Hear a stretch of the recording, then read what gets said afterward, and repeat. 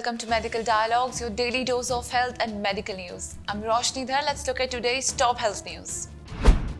Exonerating a government doctor and nurse from the charge of medical negligence and carelessness after long 16 years, the Telangana State Consumer Disputes Redressal Commission recently clarified that the doctors and staff of government hospital, where no kinds of fees are collected from the patients, cannot be held guilty of medical negligence under the jurisdiction of the Consumer Protection Act. It has further been clarified by the Commission that in order to attract the jurisdiction, the sine qua non is payment of consideration.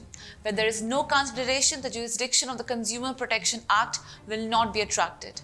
The case goes back to 2005 and the original complainant of the case, a school-going girl of 15 years, was taken to the government hospital Chinnor as she had got fever and cold. After examining the patient, the doctor had prescribed some medicines and an injection. Complaining of suffering physically, mentally and financially due to the negligence and carelessness of the doctor and the nurse, the complainant approached the district forum.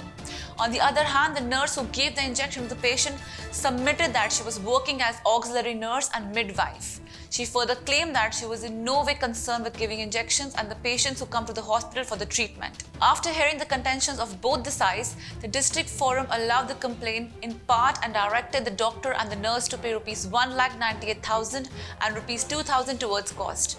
However, aggrieved by the order, the doctor and the nurse approached the State Consumer Court of Telangana and the matter was sent back to district forum and was disposed back in 2018.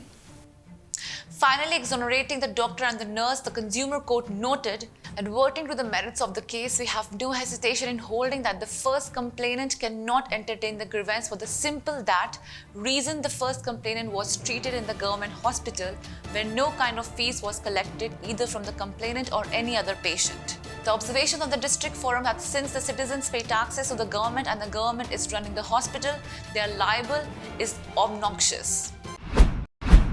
That's all for today. Thank you.